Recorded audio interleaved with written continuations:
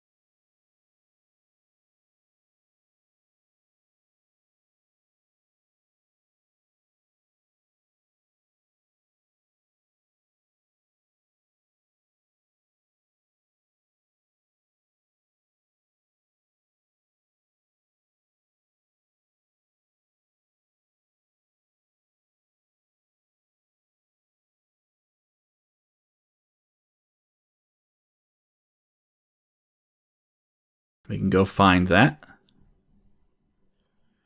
Complete tournament. So now right here we have a throw new not implemented exception. In our text file connector, what we could do is do the same logic we have in create tournament. You can just copy this, paste it in down here, take out the section about the ID and saving the rounds and adding the model. Well, I should go that line. So we still have the add model, but instead of add, I'm going to say Control J here to put my list up. Scroll down to remove. So there you go. What this does is it finds all of the tournament files or tournament entries. It removes the one that matches our model, and that saves that file back, which essentially deletes our tournament. It's gone. It's done.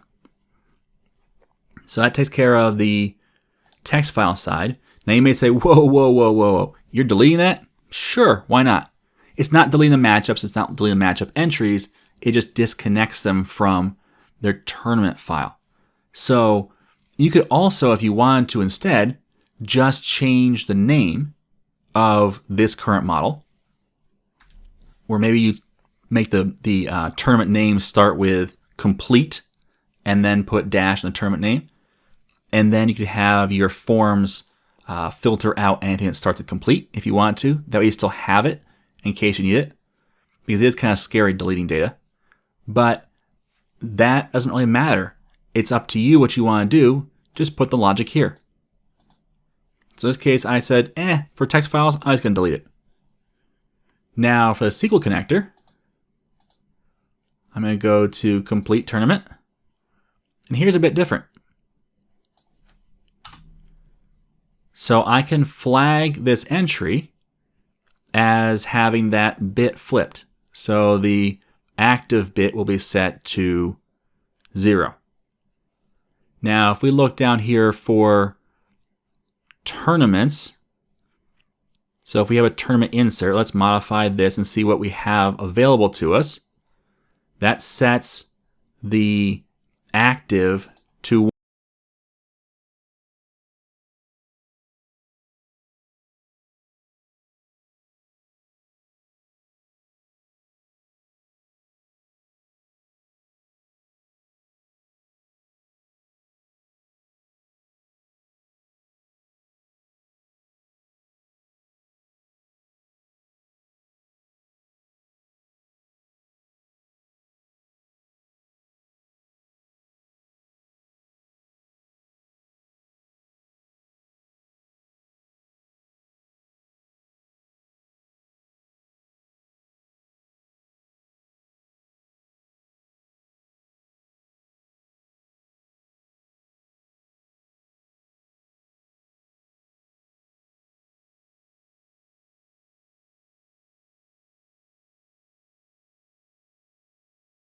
Don't forget your where clause. Remember that updates can be really destructive. Where ID equals at ID. And this has to be marked as an int. Forgot about that. So there we go. So now we have our store procedure. I'll run that to actually create it. And now we can paste that name in there for now. And we just need to perform a action like this. And let's grab our using statements first.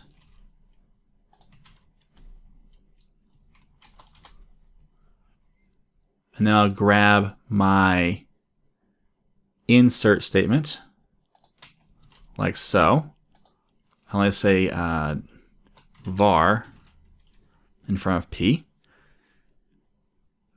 And now you pass in just one value, the ID, and that will be model.id. And we'll pass it into this stored procedure. Done. So now I can complete the tournament on the SQL side. Because all it's going to say is mark that as a 0 for active. Now, why does that work on SQL side? Well, if you remember, when we have the get all tournaments in the store procedure, we say get all tournaments where active equals 1. Therefore, it's not showing up anymore in our list of tournaments. Essentially, we deleted it, at least as far as the UI is concerned. But in the database, we still have the information. And that allows us to keep things connected, which is good. All right, so moving back to where you were, we can now say, let's call the global config.connection.complete tournament for model. So that's our first step done. We completed the tournament. We also need to determine our prize money, though.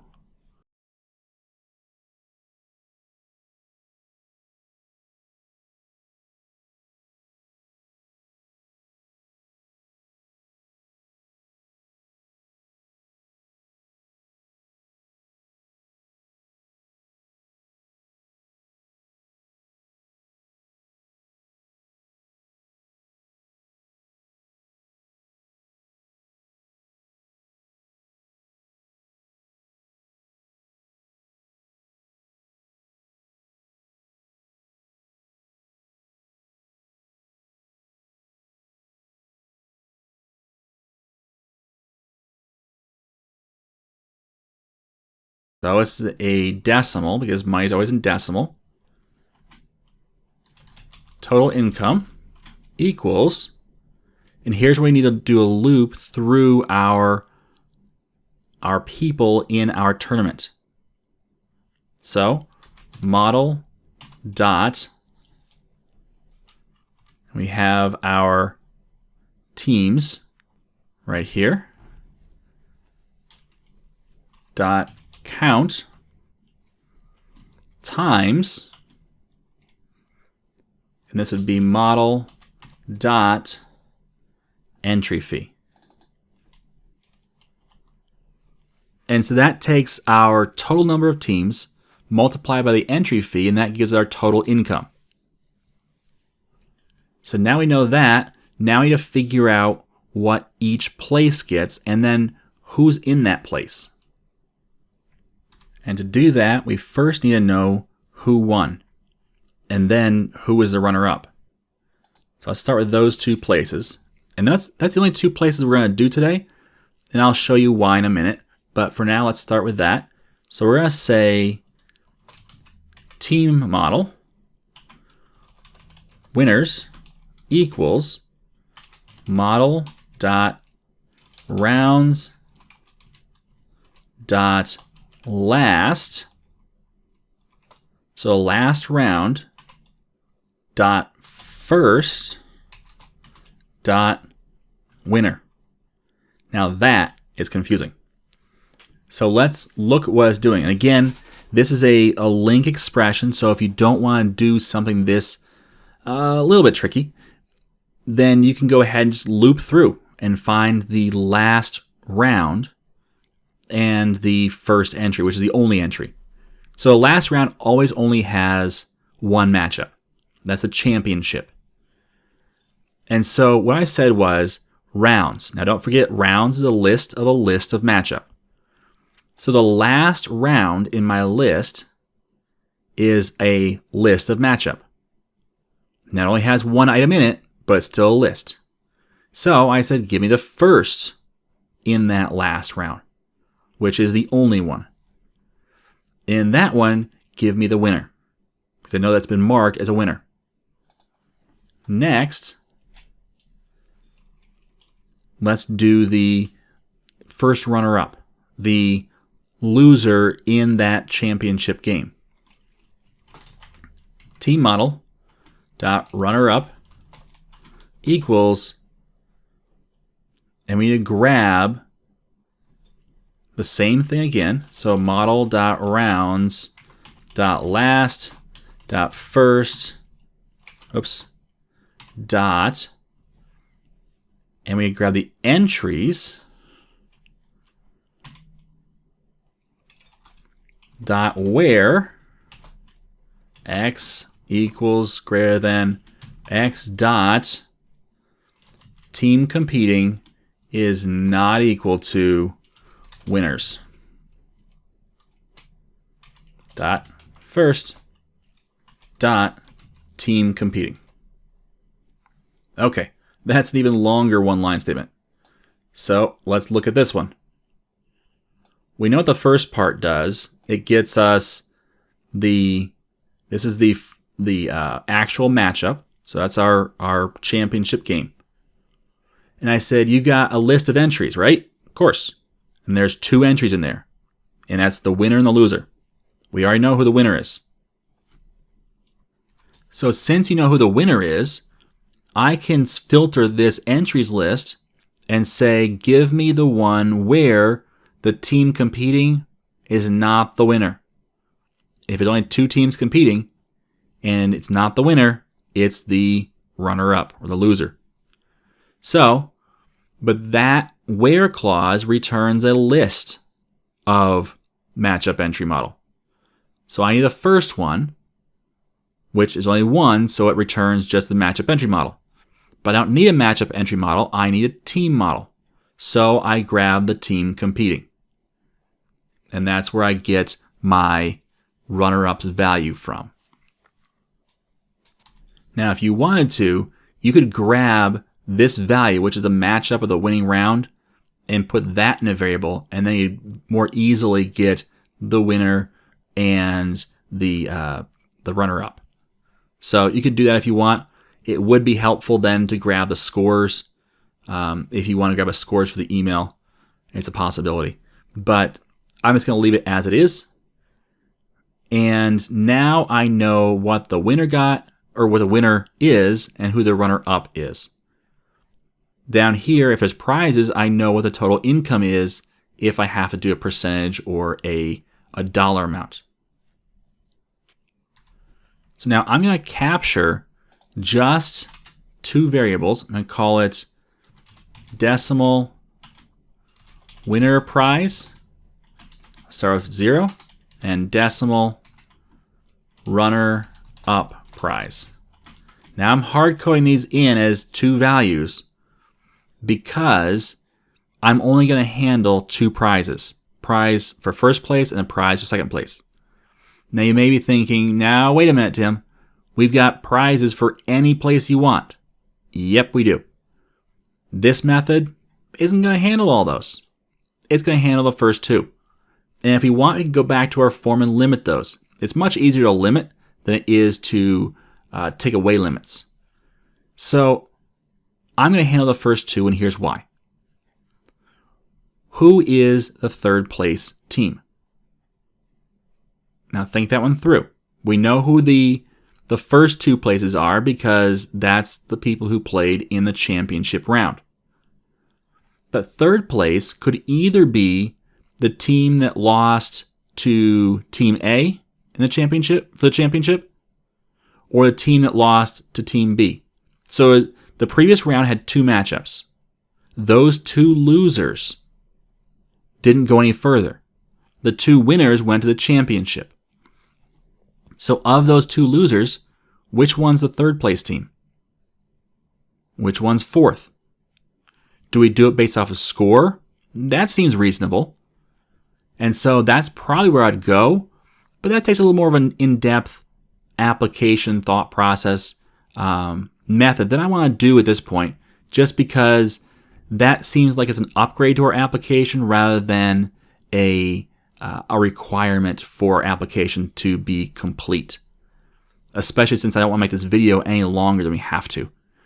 So we're going to leave it at these 2, but if you want to go further, they'll have to do some calculations based upon who had a better score ratio, or whatever else you want to do to determine third place. Or maybe say third place is just divided among the 2 losers from the previous round. And if that's the case, cool. You got to deal with fourth place now. What's that? And so, again, it's just something to think through how you line it all up. In this case, I'm just going to have these 2 values, and I'm going to say if, I will say model.prizes.where x equals, don't you love this, these lambda expressions and this link? It's just amazing. So x.placeNumber equals 1. And let's actually put this in a variable instead of putting the if statement. We could put it in the variable, but they'll have to get the information again. So I will say, let's call this the prize model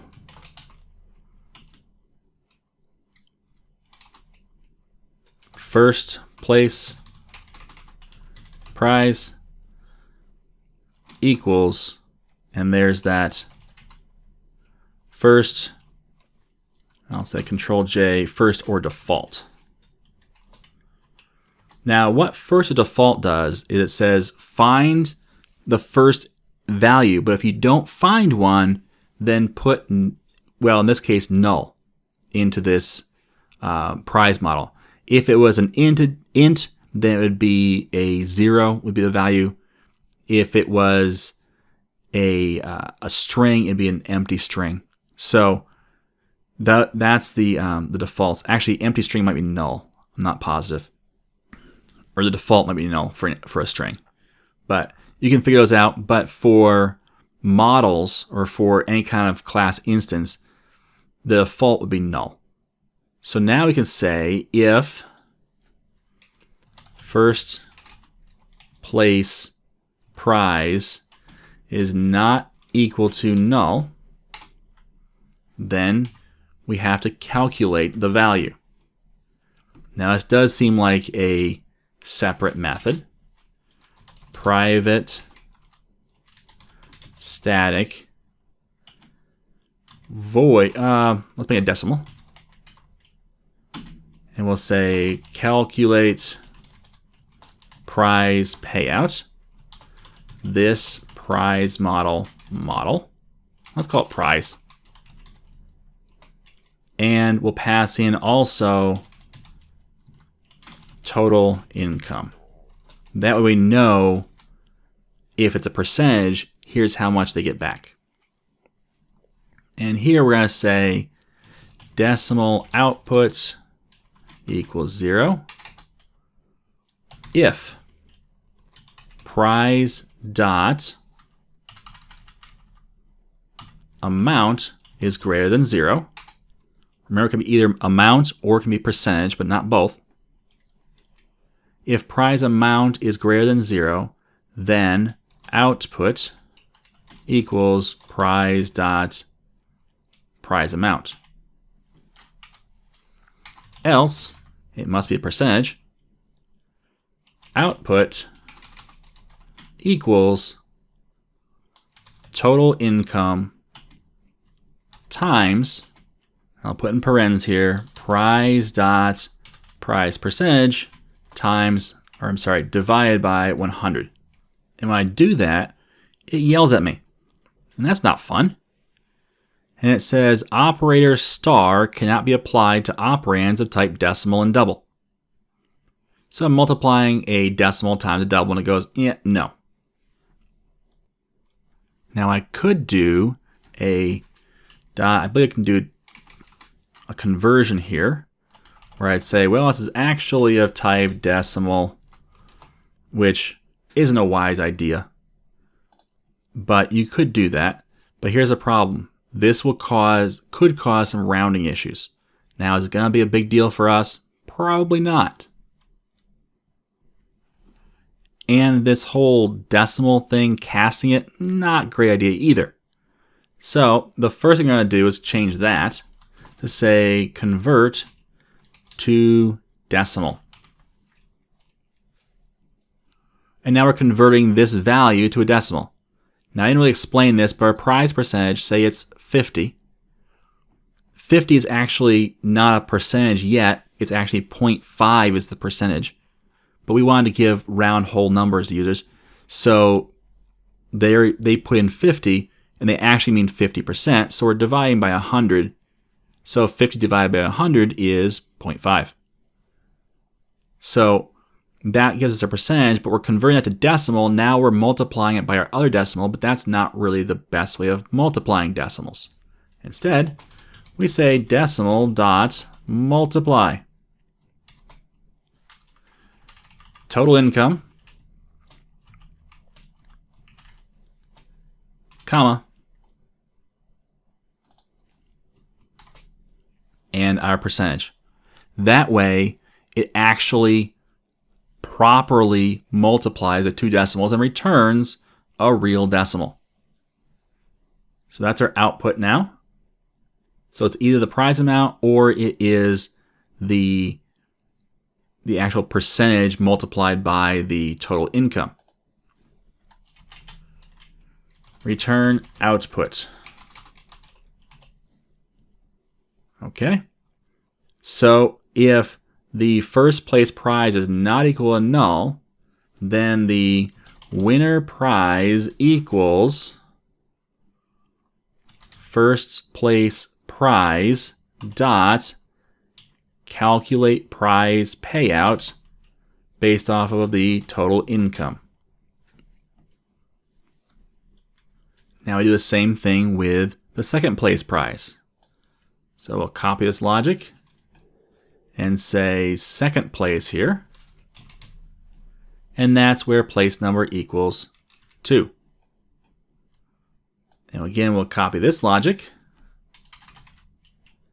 and say if second place is not equal to null, then second place prize dot calculate payout for total income goes into the runner-up prize. And that's one of those things where copy and paste might actually bite you.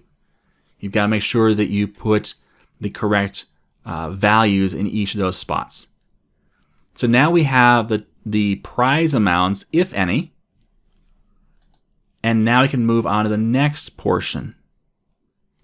And that's where we actually email everyone. So now we're going to create a really simple email body. We're not going to go crazy with this, but essentially we're going to do the same thing as we did up above. Before we go any further, this is yelling at us because we never actually returned output in the scenario where all the rounds were complete and the if was never, or the else was never called. And so in that case, we just need to return output. And actually we'll say output -1. And here's why. Because this advances to the next round, including if we're on the last round. So it'd say the last round +1. We don't want that. So we want to say, well, I understand that you're thinking that that we're not on the last, or that we're past the last round, but we're not. We're on the last round still, even though there's a winner marked. So that takes care of that. But in here for the alert new person, we set this up. And I'm actually going to copy this entirely. At least the part down here where we actually create the subject and body. Let's leave the 2 alone for now. And actually I'll grab the email logic as well. Just grab that.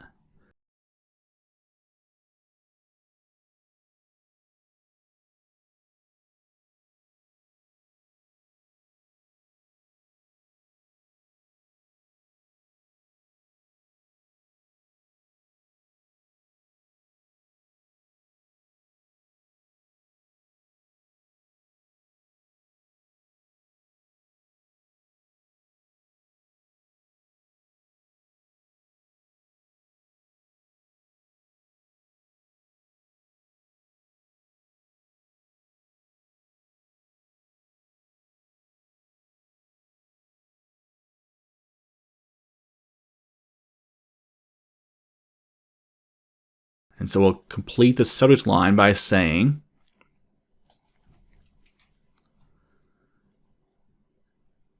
in, let's say, the tournament, which would be model dot tournament name, in whatever tournament,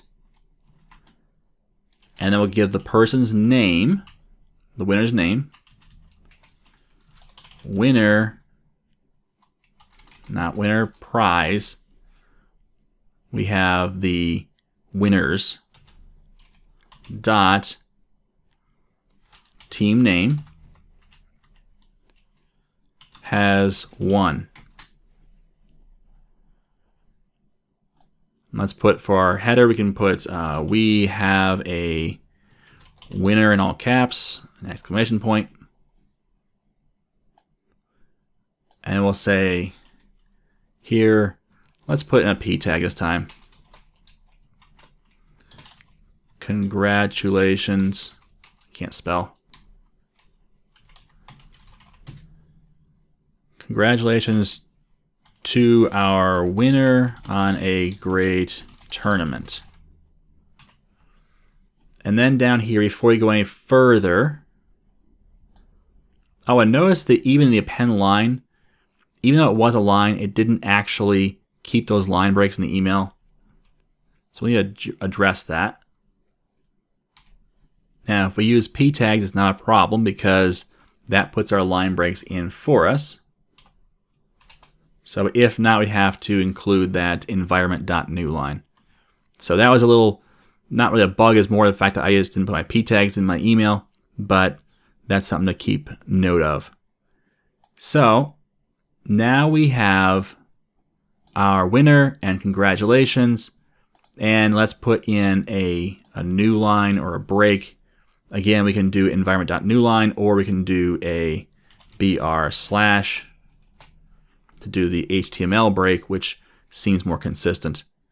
And we can do a pen line for all of these. It's nicer to have them in individual lines.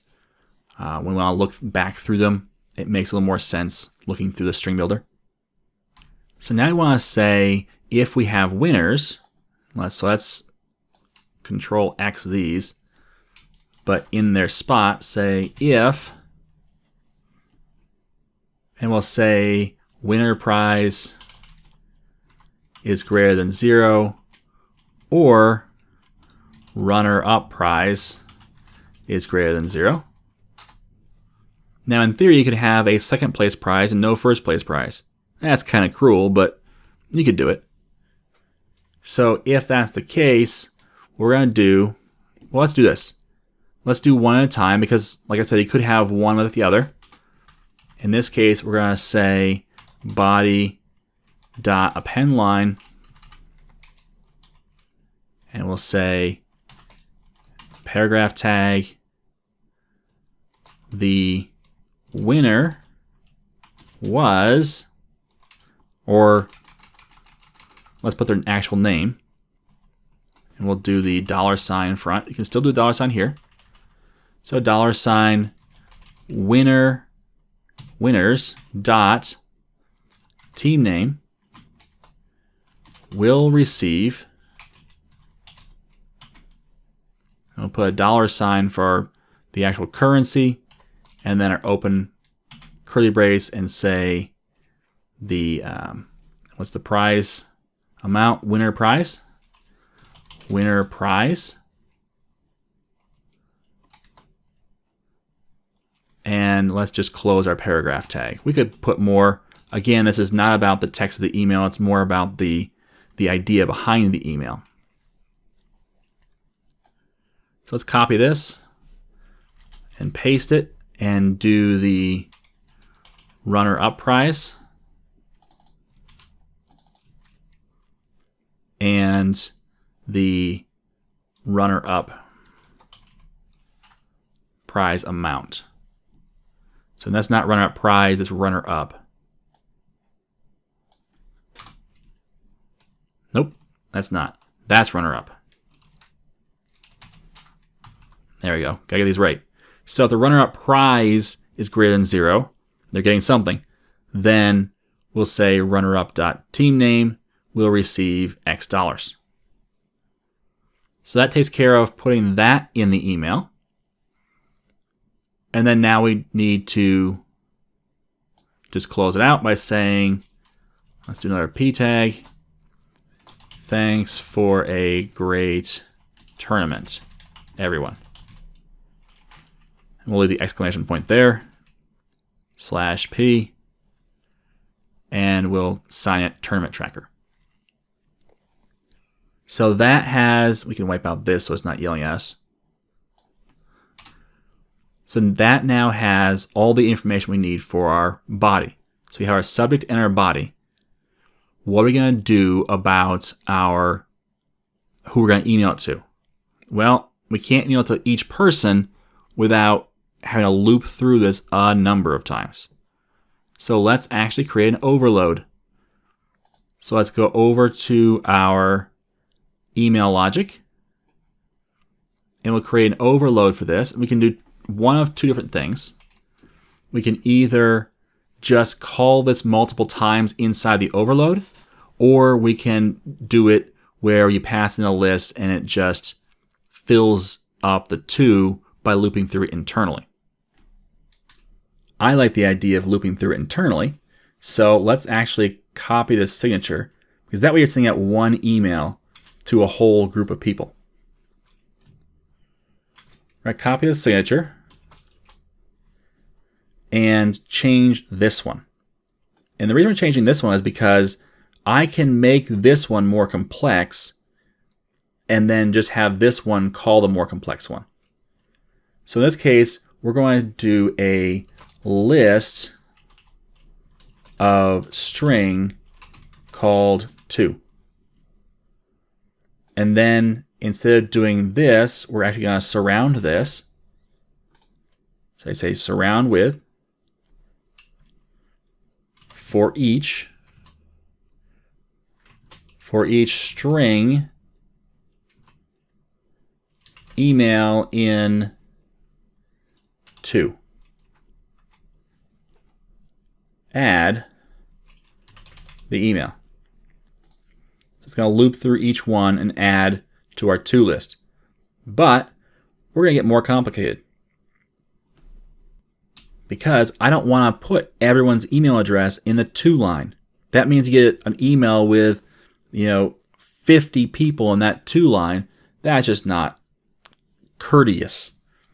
Really, we want to put those in the BCC line. So let's pass in a BCC as well. List of string, we'll call it BCC. And BCC stands for blind carbon copy. So we'll do the same thing as up here. We'll actually copy this. I'll paste it here. For each email in BCC, we're going to say, instead of the to field, we'll come up to the BCC field and add the email. So now anybody in this list gets added here. If there's nobody in the list, no one gets added. Now up here we have as overload that is our original signature. So how do we call this one from here? Don't copy this code, paste in here with the original logic. Just don't do that. That's duplicate code. You want to not repeat yourself. Don't repeat yourself. Instead, I'm going to call send email. And if this had a return type, I would say return send email, just to pass that value right back through. So send email, and I pass in a list of string. So we could create a new list up here and then pass that in, or we could say right in line, new list of string, and then our curly braces, and say to, close curly braces. That will create a new list of string and put that as the only item in the list. So that's a nice little one-line shortcut when you just need to create a list to put one thing in it to pass it through. Next, we say subject. Actually, our BCC is next. We don't have a BCC, so we'll say new list of string empty. Or we can just say new list of string with our parens actually. And then we say subject and body.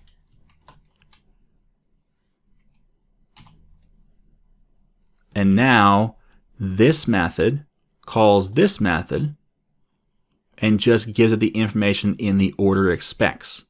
So we'll still do the same thing. It's just that now we have a method that does more. So now we can pass in BCC information as well. And we can pass in lists. So over here, let's create a list that we can pass in. So a list of string called BCC. These are the values around BCC. These are all the email addresses of every person on every team to let them know a tournament is complete. We're going to initially set this to be a new list of string. Now we could probably write some really creative and really rather complicated link statement to get out every email address, but we're not going to do that. Instead, what we'll do is we'll say for each, and we'll start off by saying model.enter teams, and that would be the team model, and we'll call it T. And then for each, T.team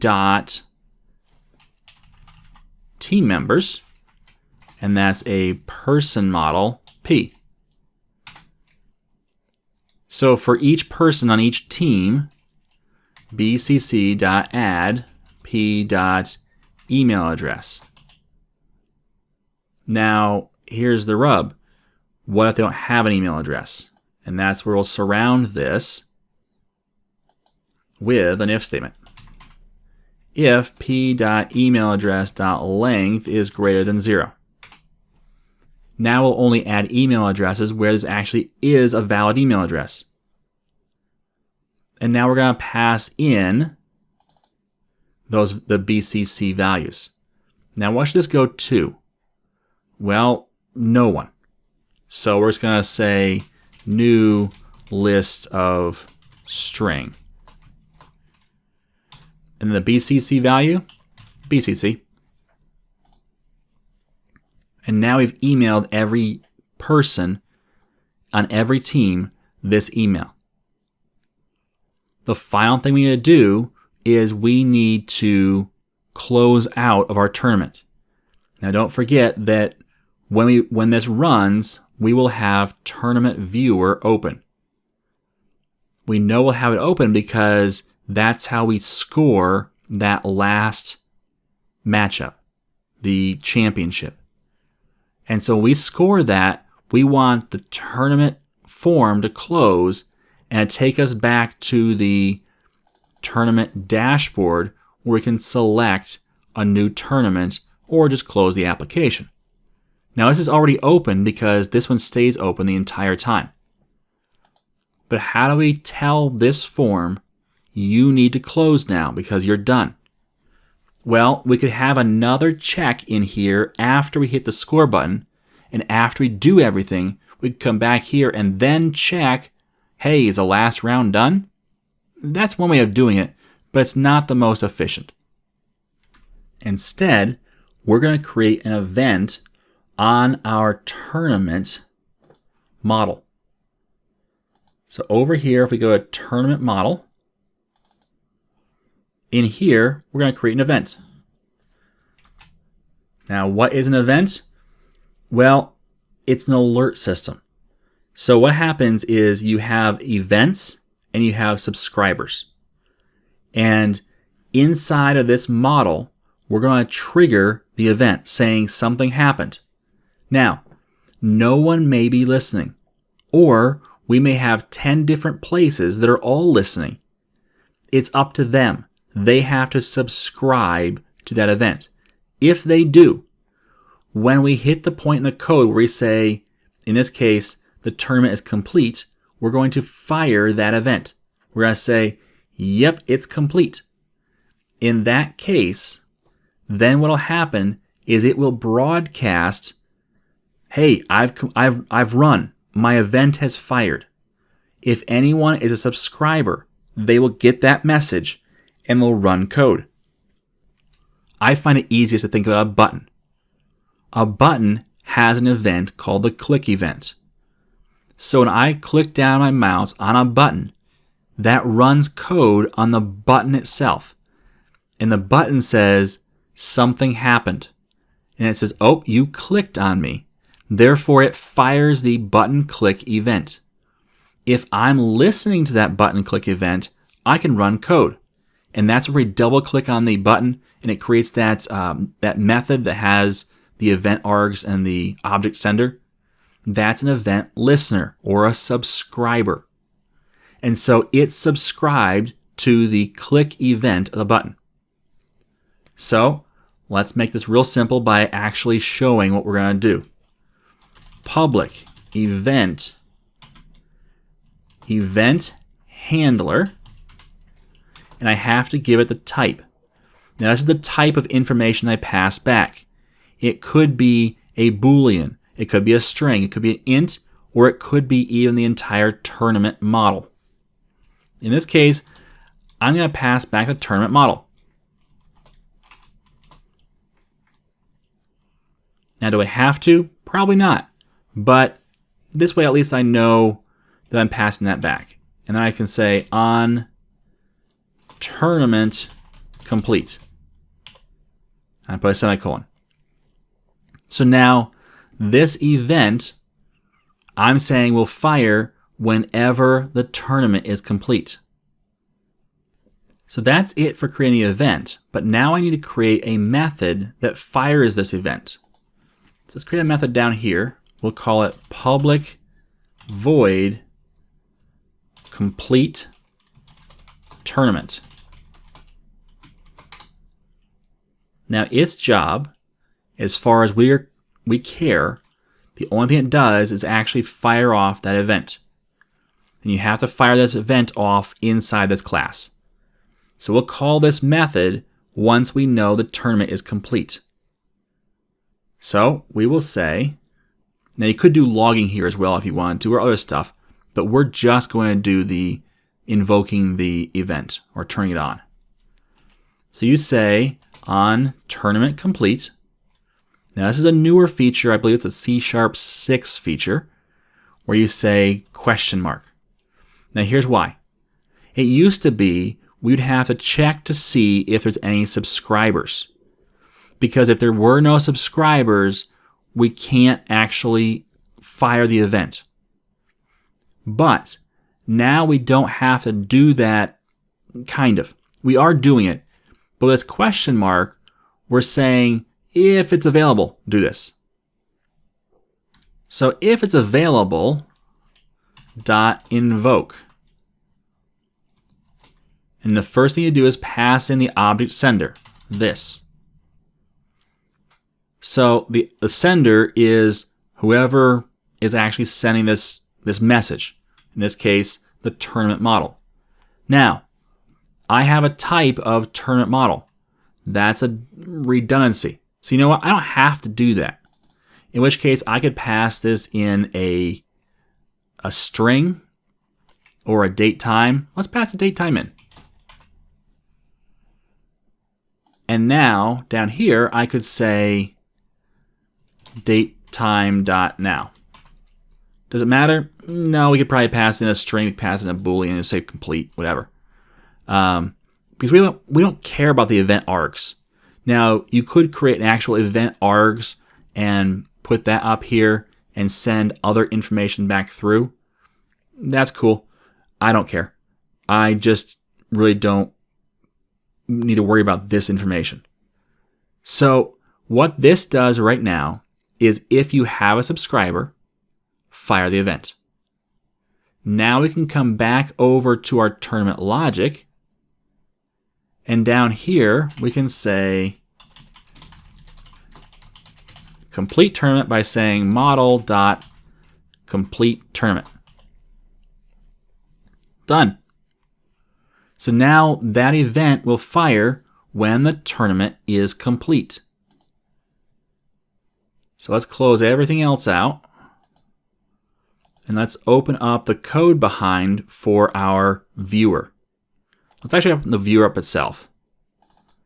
That way you just double click on the score button and go right to that code. Again, this is an event. The click event. Notice the sender and the, in this case, event args E, they pass event args. We passed a date time. So we know that this is going to get called somewhere in here, but we don't care.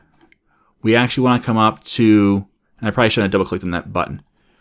We actually want to come to our constructor, and we're going to say that we want to subscribe to the tournament model. We're going to subscribe to this, and actually let's wait and subscribe to it when it's down here to be cleaner.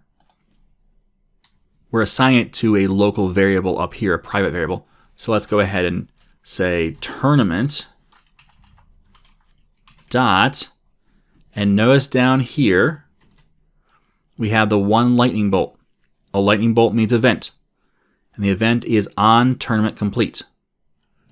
So I'm going to double click on that and say plus equals, because you have to add your listener. And notice here it says press tab to insert. Well, yep.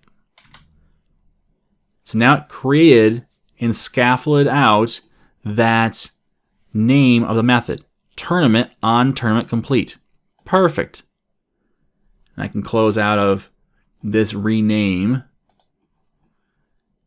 And now we can fill in what happens when the tournament is complete. Well, it's actually pretty simple. This dot close. Just close the form. That'll send us back to the dashboard. So let's try this out.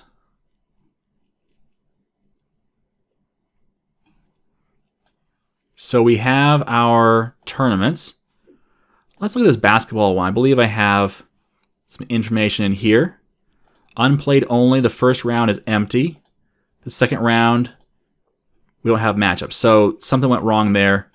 No worries. We'll actually go to emailing one. Let's see what that one looks like. All right, we have nobody in the first round. We have one yet not determined for the second round.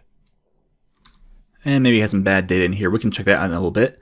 But instead, let's create a tournament and just create a really simple one. We'll create a finisher tournament. And before I go any further, I'm also going to open up my email client, Papercut, just so I have that sitting here so I can capture any emails that go out. Let's create a $10 entry fee. And we'll do Sue's team, Greg's team, and Mary's team. And we'll create a prize. Let's say place number is 1. We'll say first place, and the prize amount, let's do a prize percentage and say 50%. And then we'll create another prize. We'll create a second place prize. And for this one, we'll actually create a just $10 prize amount. And say create prize. We'll create the tournament. And now we already have our 3 emails. The first one saying, enjoy your round off, because this person, MJ, gets the round off. Now there's a new matchup, Greg's team versus Greg's team, and this one versus Sue's team. So Mary's team gets the round off. So we can say that Sue wins 1-0.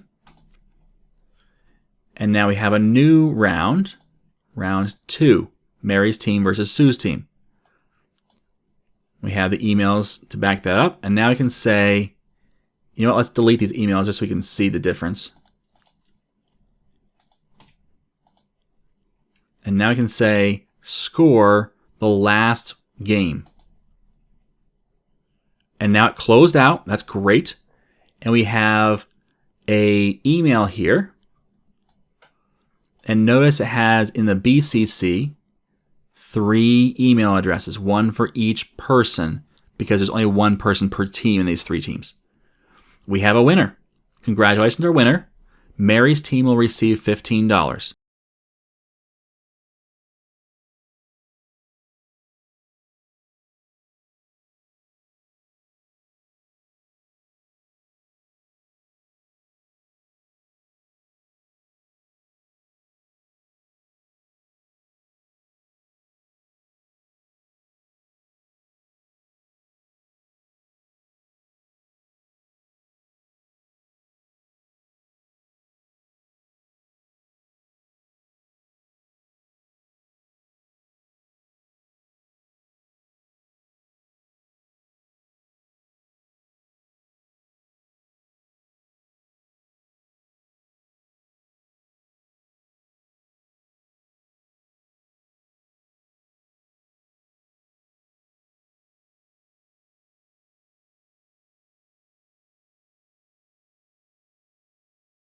Test it with weird things like having no prizes, having prizes but no entry fee, and all that kind of stuff. Try everything you possibly could and see what happens. But for us, we're going to call this application complete. I would love to see what you do with this application. Let me know. And also, if you do find bugs, let us know. And let us know what you did to fix them. That's the important thing. Because this really is a process where you learn more by doing. All right? So that wraps up the entire C# from start to finish course. Now, if you're a paid subscriber, you get one more lesson, and that's when we're going to add texting. But otherwise, we are complete. I appreciate you watching. Thanks for watching. I hope you got a lot out of it. Please let me know if you have any questions or have any issues or you want to see something else. The way I create videos is based upon user feedback. And this is a big one for user feedback. And so I create a big video series because you asked for it. So definitely let me know what you would like to see next. All right. Thanks for watching. As always, I am Tim Corey.